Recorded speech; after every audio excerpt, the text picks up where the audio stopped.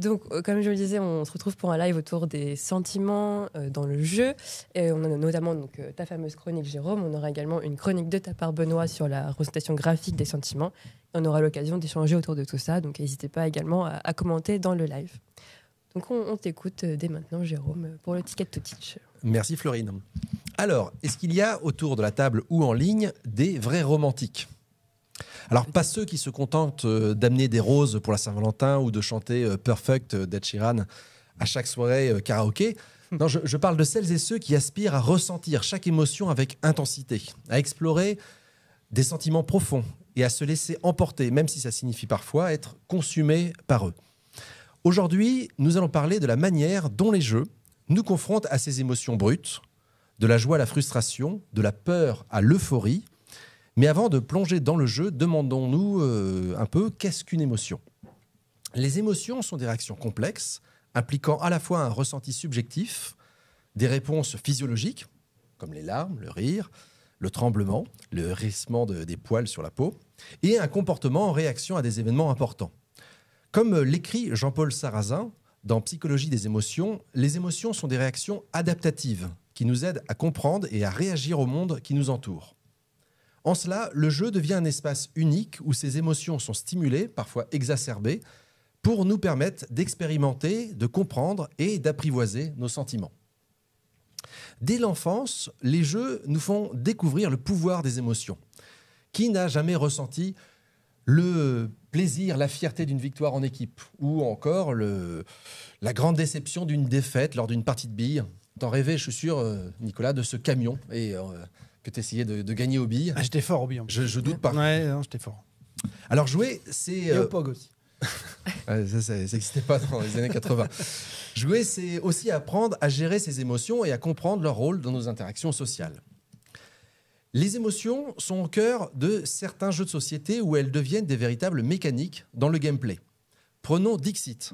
On a tous une petite carte. Alors j'ai eu du mal à interpréter quelle était l'image qui était associée voilà, aux personnes ici. Mais donc prenons l'exemple de Dixit. Ce jeu invite les joueurs, à travers des illustrations énigmatiques et polysémiques, à exprimer et à interpréter des émotions, les siennes et donc celles des autres. Ou un autre jeu qui est un petit peu moins connu qui s'appelle Cyrano, de Ludovic Maublanc, illustré par Pierrot, où chaque joueur doit composer des vers en rime pour illustrer un thème ou une émotion. Et chacune et chacun des autres joueurs votent pour les poèmes qui les touchent le plus. Ces jeux montrent bien que les émotions ne sont pas simplement vécues, mais peuvent être aussi intégrées dans la structure même d'un jeu, créant un espace où le partage des sentiments est central. Les émotions peuvent également se manifester à travers la difficulté et la progression dans le jeu.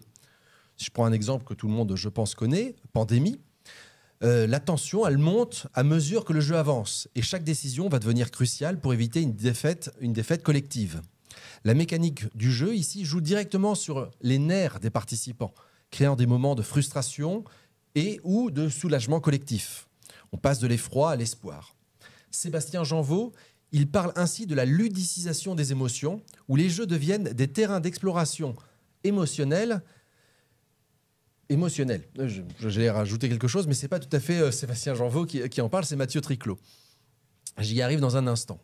Le jeu propose aussi une forme de catharsis. Aristote voyait dans la catharsis un moyen de libérer les émotions à travers l'art. Les jeux, de manière contemporaine, offrent un exutoire qui est semblable. Dans Gris, un jeu où j'ai eu un petit peu de mal à m'y mettre ce week-end, dans Gris, par exemple, c'est un jeu vidéo, le joueur traverse un monde qui symbolise le deuil. Et chaque étape devient une métaphore de ce processus, dans le processus d'acceptation du deuil.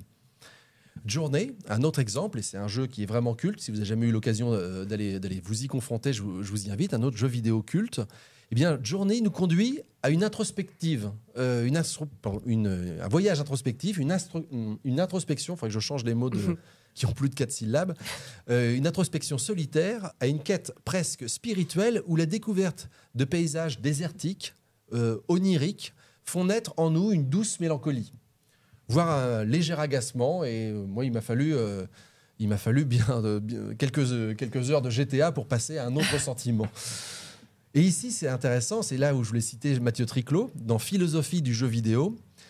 philosophie des jeux vidéo. Il écrit « Les jeux vidéo proposent une catharsis moderne qui permettent de canaliser les émotions dans un environnement sécurisé. Les émotions partagées dans le jeu renforcent également les liens sociaux. Dans des jeux comme Keep Talking and Nobody Explode, donc un jeu qu'on peut jouer en VR ou avec un ordinateur, on joue de toute façon en équipe et les joueurs collaborent sous pression pour désamorcer une bombe, une fausse bombe. Et le sentiment ici qui est partagé d'urgence et d'adrénaline, ça crée une forte cohésion entre les joueurs, parfois une forte décohésion entre les joueurs. Et ce qui est intéressant, c'est que ça peut même perdurer au-delà même de la partie. Emmanuel Levinas, dont j'ai déjà eu l'occasion de parler, en réfléchissant à l'altérité, décrit comment la rencontre avec l'autre, même dans un jeu, nous engage émotionnellement. Ici, le jeu devient un terrain de mise à l'épreuve des liens où l'adversaire ou le coéquipier est celui avec lequel on partage donc ses émotions. Alors pour les contextes pédagogiques, eh bien dans les contextes pédagogiques, les jeux qui suscitent des émotions jouent un rôle fondamental pour capter l'attention et renforcer la rétention des informations. Isabelle Barthes, donc une professeure en sciences de gestion et en économie, en sciences de gestion je crois, elle affirme que les émotions intenses, joie, surprise, frustration, facilitent l'apprentissage en créant des ancrages mémoriels plus puissants. Je vais prendre un peu de temps ici pour développer l'exemple d'un jeu qui s'appelle Feelings. En anglais, j'aime bien la traduction, c'est un jeu français qui a été développé dans la Vienne d'ailleurs, le département de la Vienne, et en anglais, la version s'appelle Feelings. Il y a un petit... j'aime bien. Donc, dans l'exploration des émotions à travers le jeu, Feelings, donc c'est un jeu qui a été conçu par Vincent Bidot et Jean-Louis Robira, eh bien, ce jeu propose une expérience assez unique d'expression et d'échange empathique. Ce jeu invite les participants à se positionner face à diverses situations, qu'elles soient familiales, amicales ou scolaires, et à partager l'émotion que chacune de ces émotions suscite en nous. Et en même temps, ce qui est intéressant, c'est qu'on va essayer de deviner quelle est l'émotion que cette situation provoque chez les autres. Donc ça nous amène à avoir une introspection et en même temps à avoir une forme d'empathie vis-à-vis des autres. Donc l'objectif ici n'est pas de gagner ou de perdre au sens traditionnel, mais bien de favoriser une compréhension mutuelle et de renforcer les liens entre joueurs. En permettant aux joueurs de confronter leurs émotions dans un cadre ludique, Feelings donc transcende la simple mécanique du jeu pour devenir un vrai outil d'introspection et un outil de développement de l'empathie. Donc la genèse est intéressante. Ça remonte à 2011, lorsque les créateurs ont répondu aux besoins de professionnels qui étaient en quête d'outils pour aborder la question des émotions, notamment en contexte scolaire ou en contexte d'enfants qui étaient en difficulté de scolarisation. Et donc ça a très très bien marché. Il y a une telle demande qu'il y a une première édition en 2015, puis une autre en 2017 en version grand public, et c'est maintenant distribué à l'international. Je crois que c'est traduit en pas loin je crois, il y a 7-8 langues qui ont traduit ce jeu. Et c'est intéressant parce qu'il y a même des déclinaisons thématiques qui permettent d'aborder des sujets sensibles, comme il y a eu un feelings théma addiction, un autre feelings théma harcèlement. Et si ça vous intéresse, il est même possible sur le site d'aller créer soi-même ces situations, d'aller écrire des situations et de pouvoir faire travailler dans son contexte professionnel cette question de l'empathie. Donc c'est vraiment le jeu, il est intéressant parce qu'il offre, à travers cette mécanique autour de l'introspection et de l'empathie, une flexibilité qui nous permet de s'adapter aux besoins de chacune de nos situations. On pourra en faire une pour notre équipe, pour parler de ce qui se passe en cours de partie. Un jour, il faudra qu'on parle du méta-jeu, je pense aussi. Alors toutefois, intégrer les émotions dans un contexte éducatif demande un encadrement important. Si le jeu engendre trop de frustration ou une compétition excessive, il risque de décourager certains apprenants. Mais plus grave encore, il y a le risque de devoir gérer des émotions profondes qui vont être liées à la situation. Et là, qui dit invocation des sentiments, impose donc une vigilance permanente pour sécuriser l'expérience de nos participants.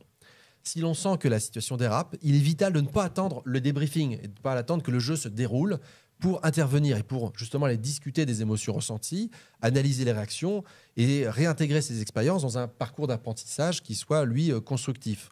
Il faut faire vraiment attention à ce que cette situation ne nous échappe pas et que l'on arrive à gérer une situation en psychologue, alors qu'en général, on n'est que enseignant ou formateur. Donc, le processus d'autoréflexion, il est important. il est essentiel pour que les émotions vécues dans le jeu ne soient pas simplement éphémères, mais qu'elles puissent nourrir un développement personnel et social durable chez les apprenants. Donc, c'est vraiment important de dire qu'avez-vous ressenti et de ne pas simplement passer à autre chose, mais d'essayer de capitaliser sur ça. Alors, pour conclure cette assez longue chronique, dans le jeu, les émotions ne sont ni accessoires ni superflues. Elles sont les vecteurs d'une compréhension plus intime et plus profonde de notre monde intérieur et du monde extérieur. En tant qu'enseignant, je passe mon temps à ludiciser, en jouant avec les émotions de mes étudiants pour qu'ils s'indignent ou qu'ils s'émerveillent. Des fois qu'ils s'amusent, mais enseignant, même en dehors de tout matériel de jeu, tout environnement de jeu, dans l'attitude, j'invoque des émotions, donc quelque part, je ludicise. Et je cherche à les utiliser donc, dans mon cadre d'apprentissage. Alors donc, que vous soyez joueur occasionnel, joueur passionné, laissez-vous embarquer dans ce voyage émotionnel qu'est le jeu, car comme le dit Bernard Suits dans The Grasshopper Game Lives and Utopia, donc les Grasshoppers, c'est les sauterelles, c'est un autre Bernard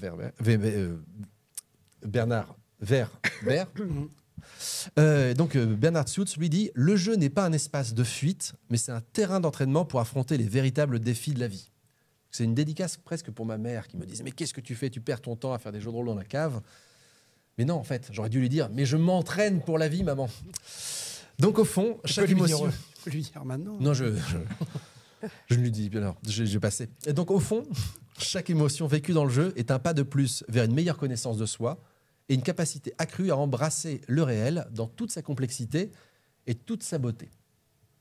Merci Jérôme.